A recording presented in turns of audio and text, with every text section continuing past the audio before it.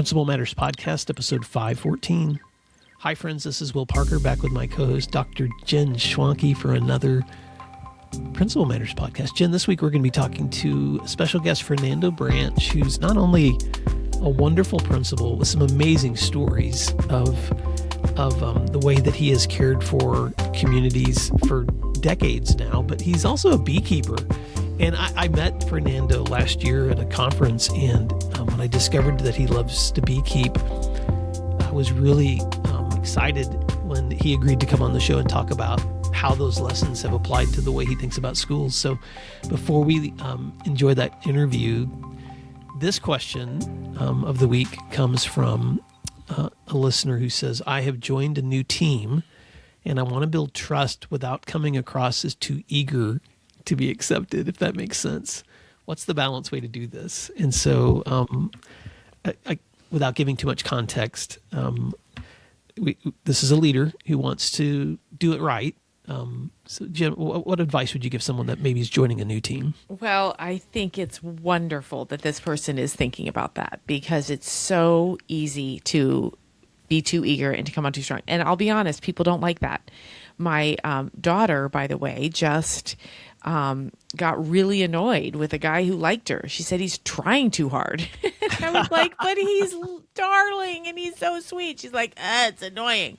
So it's good this person is aware that that is a risk. If you try too hard and if you are so eager that people are like, God, get this person away from me. So my advice to this listener would be slow down. Trust is built very, very slowly over time. It's like respect. You can't come in and say, I want you to trust me, and then people will. You just relax, be yourself, make good decisions, and communicate who you are through your behaviors and your words, and they will. They will come to love you and trust you and want to be on a team with you. But don't be like this boy and be way too eager, because then you will have somebody saying you're annoying, as my daughter did. Oh my gosh. I'm laughing because I'm thinking about, I'll tell a story that just is self-critical. But when I left the principalship to join our State Principals Association, Jen, I was moving from leading a school to an organization that was a support organization with a small office staff that did this kind of work. And I remember showing up my first couple of days like I did at school, coffeed, I just had my run, and let's go. And I just kind of remember the looks in people's eyes, like, what is happening when Will walks in this room? Because this is not the way we do it here. And I had to learn really quickly I had to channel that energy other places. Yeah. Because that's the kind of energy I would show up with kids and with big teams. If you're joining a team for the first time, the dynamics are always going to be different from place to place. I would just say, number one, the most important thing is do the work.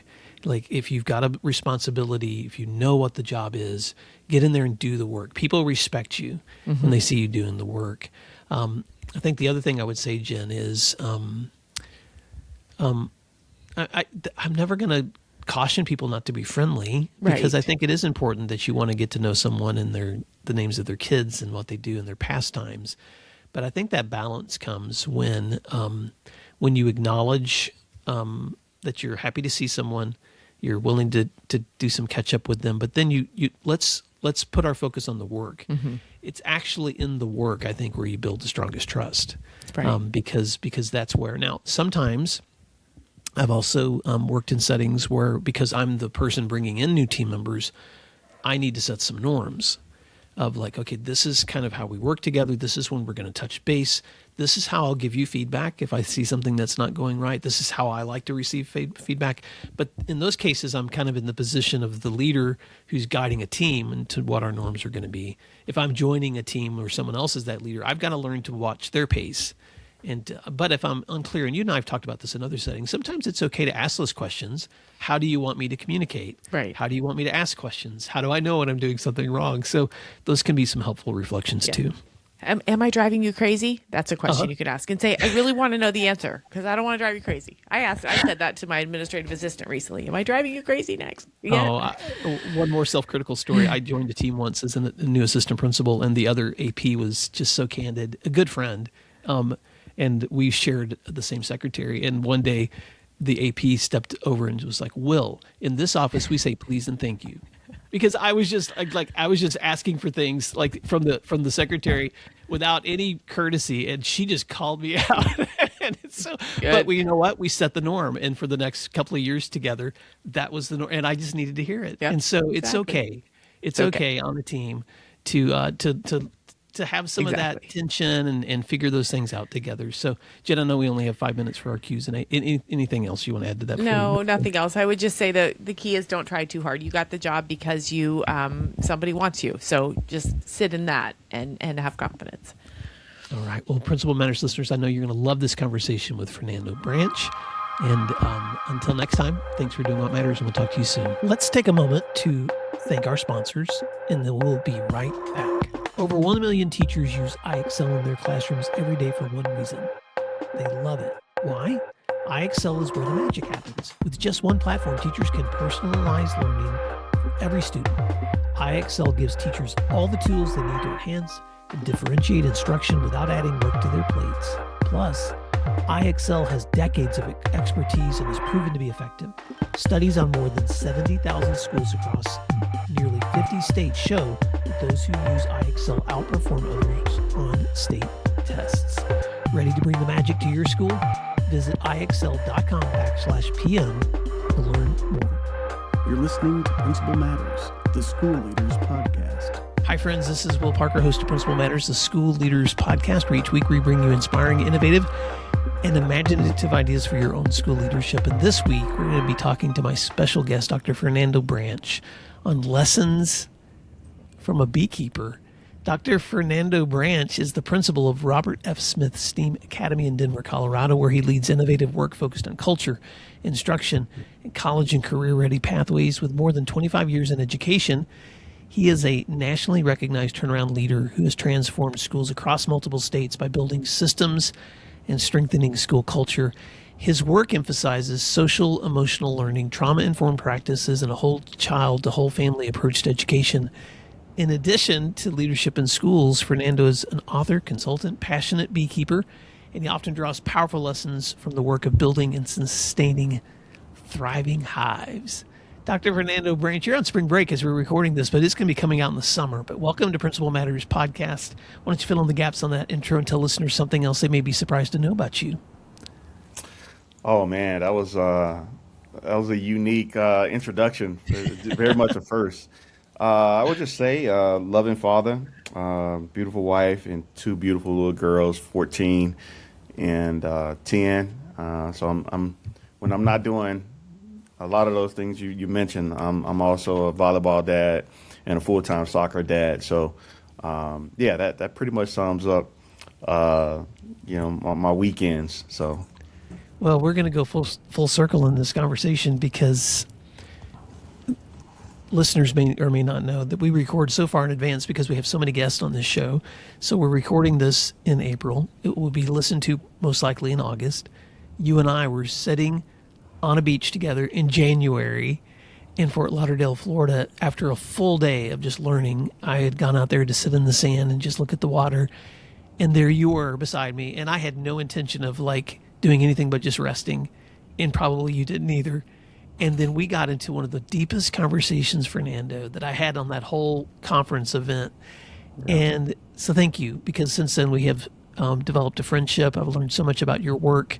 We've talked off recording, and I just can't wait to introduce some of the lessons you've learned in leadership, but also just wetting the taste of our listeners, how your hobby of beekeeping has also really kind of influenced the way you think about sustaining thriving environments.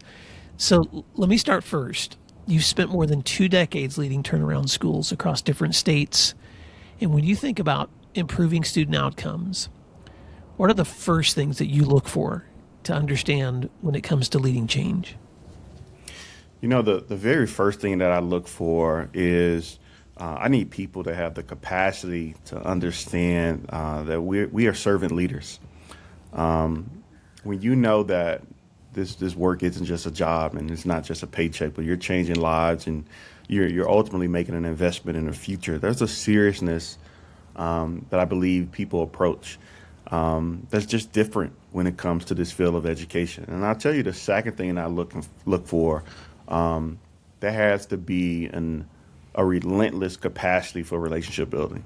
It doesn't matter if I'm recruiting a senior team lead or an AP or a content teacher or a PE teacher. I need people who understand the value of relationship and collaboration, and that's by far, I think, the one skill set right now.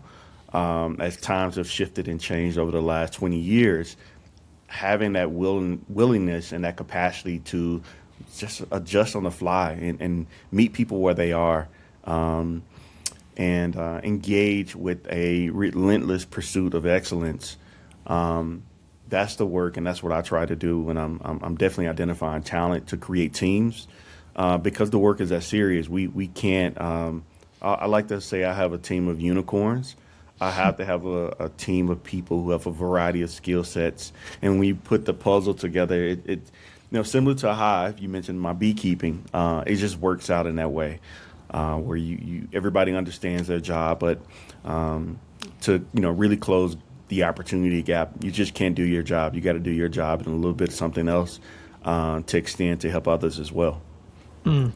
So much wisdom. You just said three really important things. One, the power of servant leadership, the heart that it takes to step in and make change. Two, the power of relationship building. And you're right, Fernando. I don't know if there's ever really been a day in the history of education where you can just show up and manage a school. But if there ever was that day, it's gone. Yep. Because the ability to recruit, retain, build teams requires so much relationship building. And then that third thing that you said that I thought was so powerful, recognizing your team is a collection of very diverse and unique people who, when you understand their strengths well and can put them together, you just created a puzzle that assembled can be a really beautiful picture for making change. Yeah. Now, with those concepts in mind, I also know that for you, a turnaround school leading to improving student outcomes then means what's next, because those pieces have to be in place.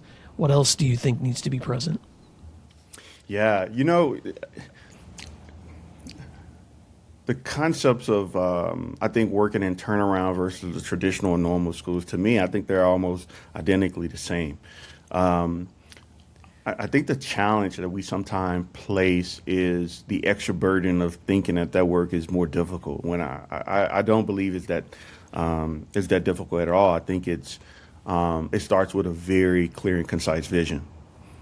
And how do you communicate that vision to your stakeholders, your students, number one, your parents, number two, and then the staff that you're working with, number three? That's no different than working in any school, whether it's charter or traditional or innovation in the country.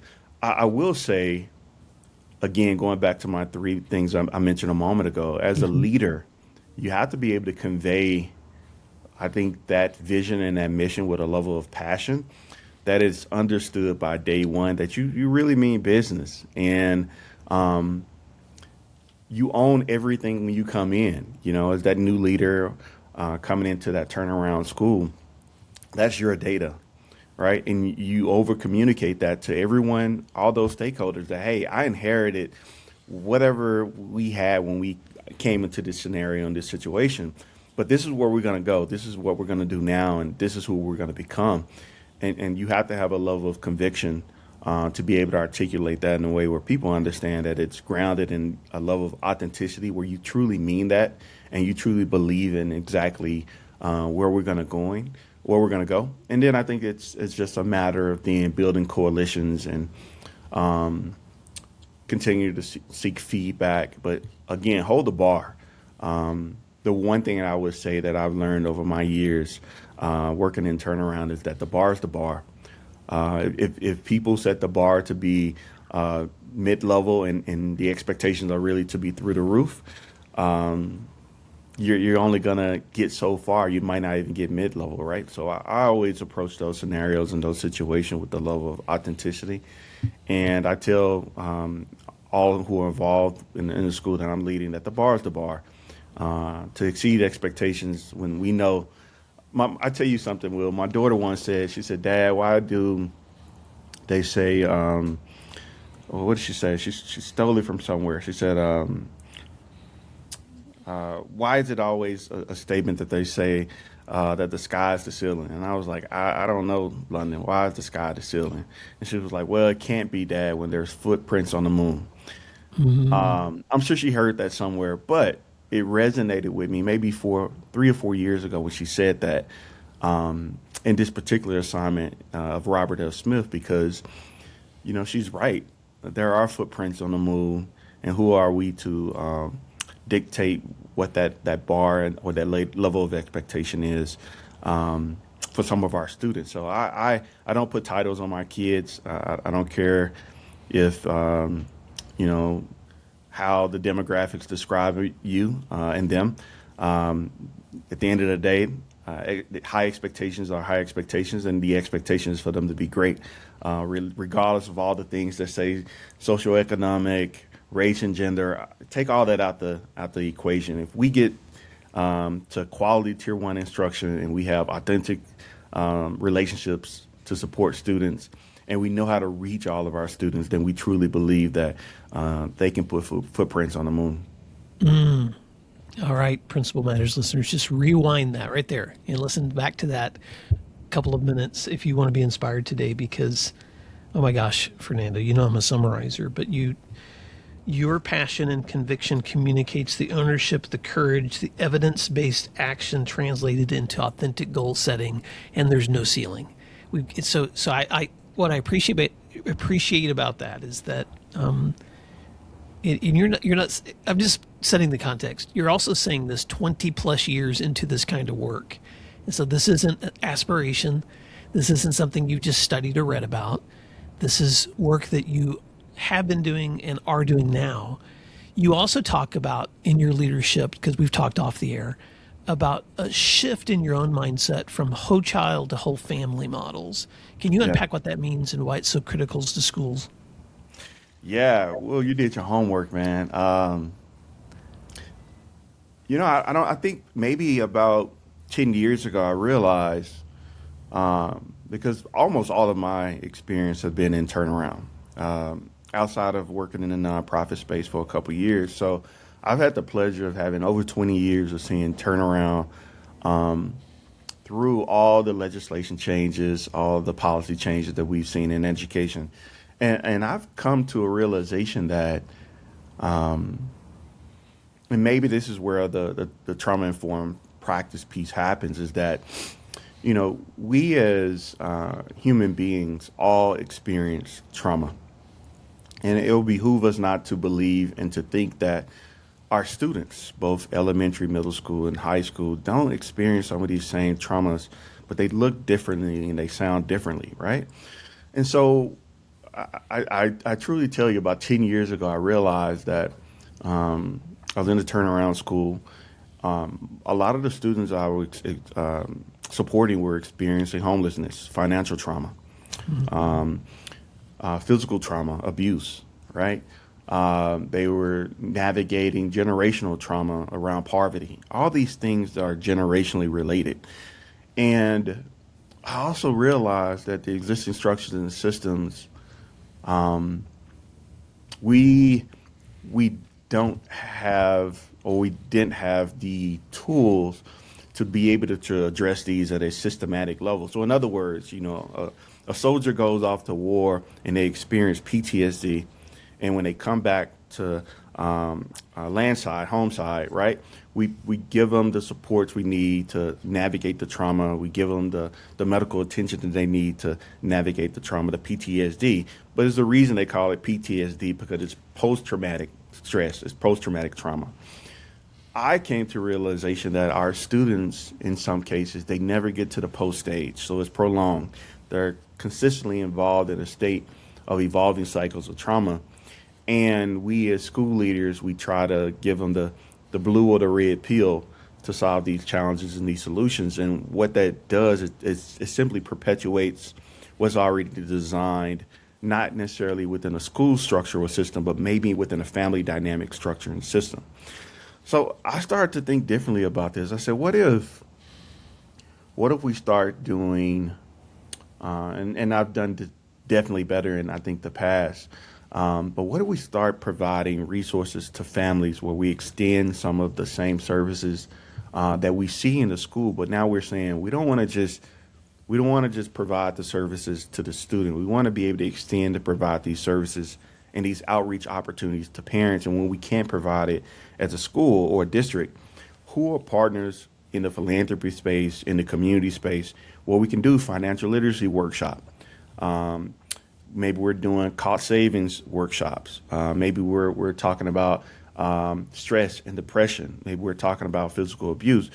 We started bringing in community partners to really tackle some of the challenges that we knew systematically impacted and worked with some of our that were impacting our students. And what we started to notice was that families as a whole started to heal from that level of intentionality of support, because we could no longer just say our job was to teach students. Our job was to teach the entire family structure, or at least provide an opportunity if there was a need that we could be that bridge to support that next iteration of support for that child. And it wasn't doing what we had already done the last 10 years. We needed to do something different. And that worked. Bringing in the community partners, the philanthropy partners, the nonprofit organizations who are doing a lot of this work, it created a unique opportunity where you're not just bringing in industry partners and people in careers to work with these high school students. You're also bringing them in to provide these services that teach students that, hey, there are careers out there also. So not only are we providing the service that needs to be met, but we're giving the exposure to students, we're giving the exposure to families to say, hey, there might be opportunities in these fields as well that you can explore, because otherwise, those aren't things that traditionally schools have done at a scale where it could be replicated. Wow. Okay. So I'm going to speak directly to listeners, Fernando, because I've just been thinking about this a lot lately too, that in your leadership, you often step into situations. I'm going to back up to some things you said earlier where you recognize I have to have the vision and the passion and the conviction and the presence and the service hearted leadership model as I'm stepping in. And then a lot of leaders recognize, well, I can't do this alone. So I'm going to build a good leadership team. I'm going to invest in my staff. I'm really going to collaboratively wrap my arms around how to care for the outcomes of students. What I've seen with a lot of veteran leaders who take it to the next level is that next part, which is, okay, then how do we pour into our students, and even how do we understand feedback through student voice of what they directly need? How are we bringing students into the circle of this work so that we're not just talking or teaching to them, they're actually a part of the informing the principal. So I really admire principals that meet with student leaders, that get feedback from students, that mentor students, so that there's that cycle happening. But I really feel what you just said is a dynamic that's even wider than that, which is, okay, yeah, all those things are important, Will, but so are the families that are bringing these students, the community that birthed or that is giving us these students to serve. If they're left out of the equation, then we're just precipitating, we're just temporarily addressing issues that could be talked about in ways that invite an entire community around solutions. And so I appreciated the PTSD analogy, because, and you and I have talked about this before too, that not just students, but teachers and educators also experience a lot of trauma, sometimes vicariously, because you're managing other people's crises. And if the solution is only, okay, we're going to provide therapy, we're going to provide feedback to the student that's in front of us, but we leave out their families, man, we're missing out on a really integral opportunity. And so I just want to repeat one more thing you said too, which is imagine what it looks like when you build partnerships with your community to bring in resources to your parents on things like financial literacy, cost savings, stress and depression management, how to recognize physical abuse or emotional abuse, career exploration. And this doesn't just work for struggling quote unquote communities either. Exactly. All parents, all community members need assistance in walking through some of these just life skills and understanding the dynamics involved in raising kids. And so, thank you for bringing that perspective to us. What else would you add to that in terms of the effectiveness of that whole family model versus just a whole child model? You know, well, we know now more than ever. I, as an educator, we see our students more than their parents probably see them. I think that community piece is important too because it provides that bridge for the family.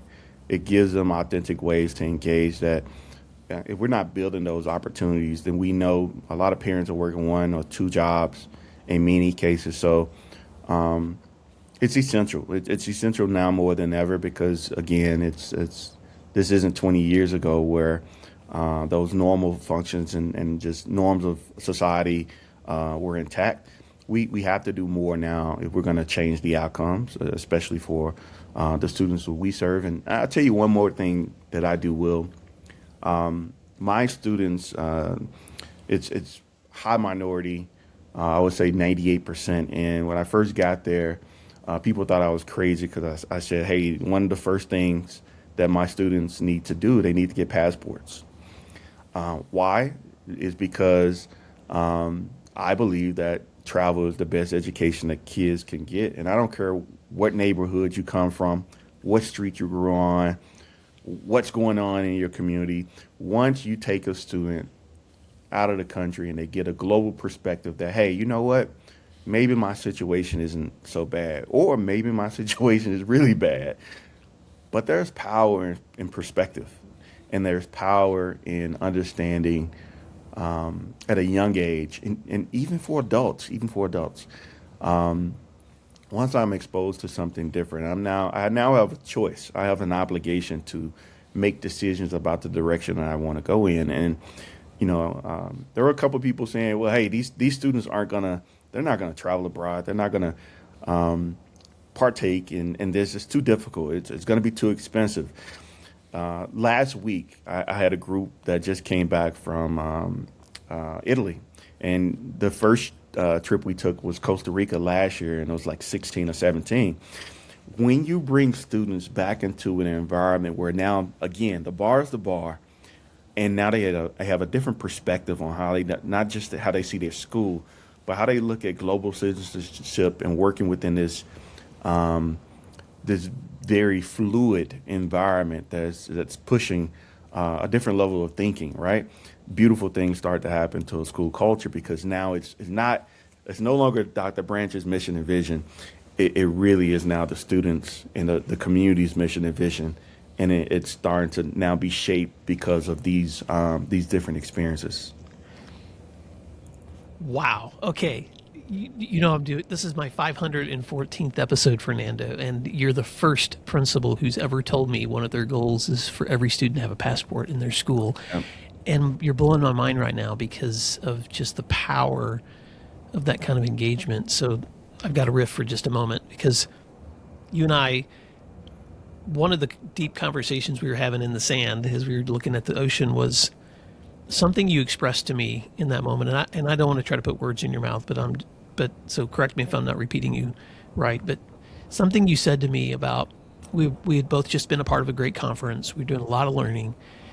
And when I asked you what were your thoughts on the learning, you expressed the one thing you felt like was kind of missing from those conversations, which was educators carry a lot of stress and trauma with their students, and their students carry a lot of stress and trauma.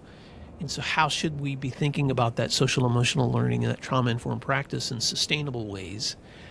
And so we could dig more into that, but I just want to apply what you just said as part of the solution.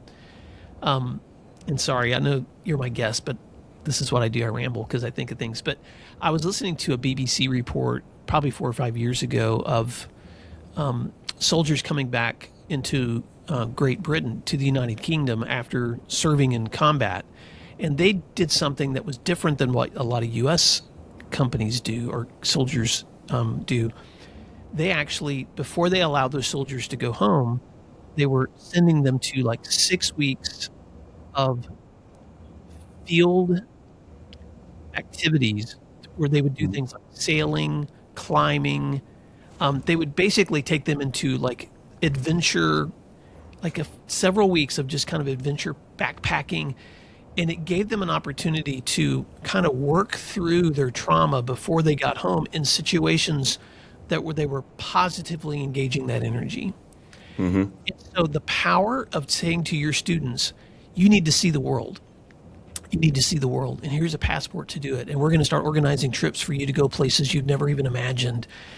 The ability for them then to have muscles and perspective and a use of their energy that may have been before trying to manage trauma to now be able to focus that in ways that give them a whole nother perspective and for that energy that's so powerful, Fernando. And so I know you've done a lot of thinking about this. So I want you to continue. Talk to us a little bit more about why these kinds of practices are so important if we're really going to be thinking about not just teaching but healing our students in their learning.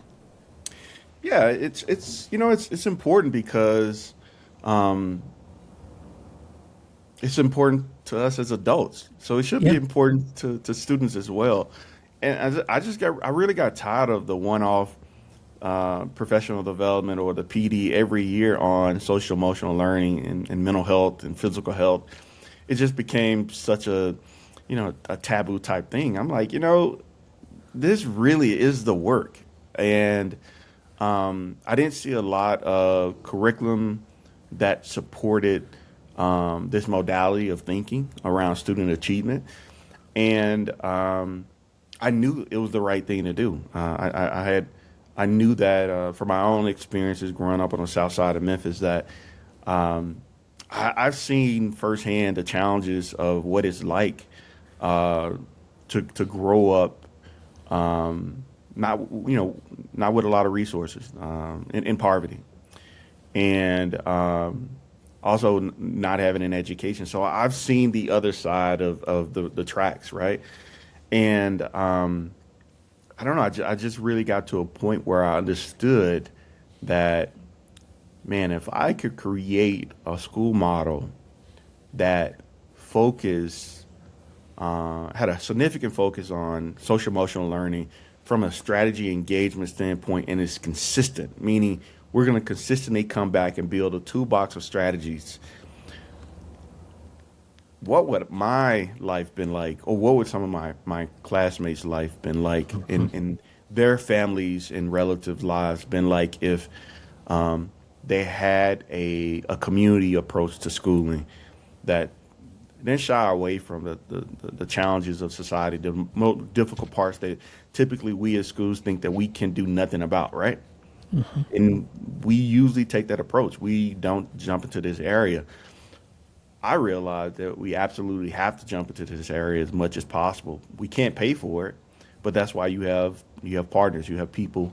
In my scenario, I have like college track. It's a college prep program that supports close to 40% of my students that go to college. It's a great partnership. They work with students that fit my demographics, and it's a perfect partnership because, again, the bar is the bar, and they believe that first-gen students can become and do great things. That's intentional and strategic design. Or Lincoln Hill Cares is another organization that we brought in and partnered with. The Trillionaires Foundation that does financial literacy and corporate mentorship, where students get a chance to see entrepreneurs and people in industry. If we don't build it, then who will? So it's really our my goal was to build something that was special, to take away the excuses, and the passport was just one of those additional opportunities. What I didn't anticipate though is that once students started to get passport, they started to take these trips. Parents started to say, "Hey, Dr. Branch, everybody in the family got a passport now," and I'm like, "Yeah, that's what I want to hear, right?" Because That's the goal, man. That's the goal. That's the most beautiful part of education as well, that you can have an impact and do one thing, and the ripple effects can truly impact community as a whole in a lot of different ways that I don't see, but I do get the opportunity sometimes to hear about. Fernando, because I've been able to talk to you offline, I'm struggling with how many more questions I want to ask you because there's so many layers to your leadership and to your experiences. So I'm just going to say this to leaders at the end of today's conversation. We will put contact information for Fernando Branch, and if you want to go deeper, we've only touched the surface. I'm just telling you, in your experiences, Fernando, because you've not only had a lot of experience in turnaround schools and going into places and really taking them to levels of student achievement that they hadn't experienced before and being committed to this whole family perspective.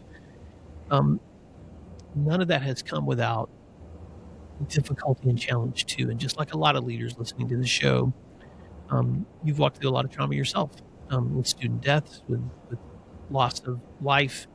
Um, One of the, and you can speak to that however you want, but I'm going to bring up your beekeeping. One of the things that you've done in your own personal self care, I'm just going to call it that, is engaging in things that bring you joy and calm and beauty.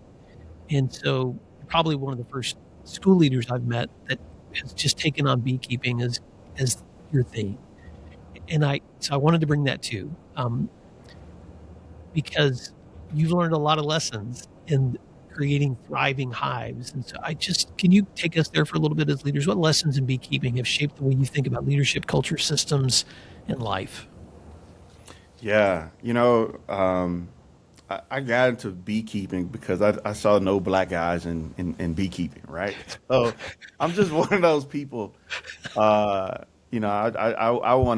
I wanna push the envelope. I think all people belong everywhere, and I have to tell you that story on a different day. I showed up to this session, and they were like, "Hey, you sure you're in the right place?" I'm like, Oh, "Absolutely." Uh, but man, I tell you, I got into uh, beekeeping. I have a fear of bees, and I brought my wife a hive, a top shelf hive, actually, as a Mother's Day gift. And she was like, what is this? I said, hold up, bear with me. I got you a hive. And she was like, absolutely, no way. Get rid of it. It's not going to happen. I said, okay, so you use a lot of honey. So, during the winter, we go through maybe 2 or 3 gallons because we're not a big sugar family. We use natural sweeteners. I said, how about this? How about I do the work and I raise the bees, but you get the benefit and you get all the honey. That was 6 years ago. 6 years wow. ago, and now 5 hives in, that compromise seemed to have worked out. But I tell you what I discovered. I just discovered a strong correlation between how a hive functions to this work in education, but on the mental health side, when you open up a hive, man, they don't care what you dealt with that day. They're not too concerned with how you're feeling in that very moment. You know, it's like the ultimate attitude adjustment, and it forces you to have to do a reality check and know that okay, this is serious business because these little guys are small, but they could be mean if you don't give them the dignity and the grace and the acknowledge the existence that of their purpose, right? That's just like education. And when I go into um, a hive, man, I tell you, it doesn't matter how stressful my day is, everything else just goes away. And I'm now focused on, taking care of them. I'm looking for veromites. I'm doing all the things that you do during your inspection, right? Because um, if the hive isn't functioning at its utmost capacity, then it's not going to produce a good harvest. And the harvest is the honey. The base frame are the two frames at the bottom, and everything above that is called the super. The super is kind of like stealing honey from the bees, right? But if you're doing your job in the first two boxes, and the third, the fourth, and the fifth, that's where the profit is, and that's where the reward is. And the more and more I start digging into, I just over time, it slows down everything around you. You have to pay attention to the details. Like what's going on in the hive. What are the conditions, the outside conditions? What are the inside conditions? Some of those things, from again, an SEL standpoint, you start to observe that you have to be diligent in your approach. You have to be super observant, but you also have to handle it with care, right? Because they're fragile in a lot of ways. And the more and more I started getting deeper and deeper into beekeeping, I started to see a strong correlation between, again, social emotional learning, mental health, physical health, and the field of education as a whole. As I started to look at it through like a systematic model of like the superintendent and the queen bee, right? So it's just been fascinating to do. It's one of those things that really I get excited about it because it's therapeutic. It's for me, and I got a big project that I'll tell you about a little later that I'm working on with it. I think a lot of people are going to be excited about it, but it's truly one of those things that if you've never thought about beekeeping, the benefits to beekeeping, it's not just honey. It's for your mental health, it's for your physical health, and you might get some amazing stories along the way because I think laughter is important. It keeps you alive. It keeps the energy going, and for me, it's definitely one of those conversation starters. Oh my gosh, Fernando. I cannot wait for whatever project you're working on because I want to learn even more. But when you think about and my dad had hives when I was a boy, but I mean, that was a long time ago. So listening to you is like listening to a master beekeeper. But I'm going to just repeat some things you said in closing. When you open a hive, you realize those bees don't really care about you. They're focused on their existence, their purpose, their actions. They're moving towards production and performance. But as the beekeeper, you realize that the environment can kill them if it's not cared for, or if something's infecting them and it's not removed, it could kill them because there's no way to enjoy the profits, the produce, the rich honey of that hive unless that environment is protected. And so the beekeeper has to show up with diligence, observation, care, because you're dealing with an environment that is at the same time fragile, but also Fragile powerful. ecosystem. Yeah, Yeah. but it's also powerful when it's all working right. And so, man, that takes the patience that takes, but also the wisdom. And so I just want to bring this full circle for leaders, because one of the benefits of talking to somebody like you, Fernando, is you've done this work long enough that you understand there's not a simple fix when it comes to school leadership. It's a complex work that requires wisdom. And so for anyone listening right now, whether they're a new leader, old leader, as we wrap up, any parting words of advice you'd give to leaders as they're thinking about their work? And then how can listeners stay connected with you? Yeah. Parting words. Parting words. I'm not sure if it was Les Brown or if it was Willie Jolly that said this, but he said it only takes a minute, only 60 seconds in it, forced upon you, then refuse it, then seek it, then choose it, but it's up to you to use it. You will suffer if you lose it, give account if you abuse it, for it's only just a minute, but an eternity is in it. Take advantage of the time that you have. That time is precious in this field. Find the balance and find purpose with the time that you have. I heard that when I was 18 years old on the campus of the University of Arkansas Pine Bluff by Willie Jolly, actually. And it had still been one of my North Star to this day. That slows me down and makes me realize that life is precious. This work that we do is precious, and if that minute, if those 60 seconds have that much value add to me, then I should be able to fully jump into that with my students, with my staff, because that's 60 seconds. Those are minutes for them. And I want to give them the best, absolute best version of myself during that time to change outcomes for them as well. That's what I would leave your viewers with, your listeners with, and feel free. They can connect with me. I have handles on everything. Fernando Branch on Instagram, on LinkedIn. Again, Fernando_Branch. They can also check out my nonprofit, CMOC, CMOCC.org. Hashtag CMOC on the nonprofit space, and just connect with me. If you want to send me a personal email, fernandobranch@gmail.com. More than willing to help and to support or be a thought partner. I love this work, and I'm a collaborator. I think that's how we grow, and that's how we get better. Well, Fernando Branch, it's only just a minute, but an eternity is in it. What a great quote, my friend. And one of the commitments that I've made in 2026, as listeners may have discovered, is bringing more practitioners back to the mic on this show of people that are in the work.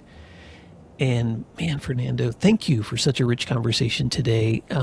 We have talked in other settings, and every single time I do, I just walk away a better person because of it. So thank you, my friend. And Principal Matters listeners, thank you for listening today and for learning, and thanks for doing what matters. We'll talk to you again soon. Thank you for listening to today's episode of Principal Matters, the School Leaders Podcast. If you enjoyed the show, would you take a moment and like, share, subscribe, or leave us a review? In fact, if you share it out with a friend, even more people can become a part of these conversations. Sign up for our newsletter at williamdparker.com for even more free resources. And don't forget to check out our website to learn more about our books, professional development offerings, Grow Academies, masterminds, executive coaching, and keynote presentations. Wow, let's keep learning together. And thank you for doing what matters. Principal Matters.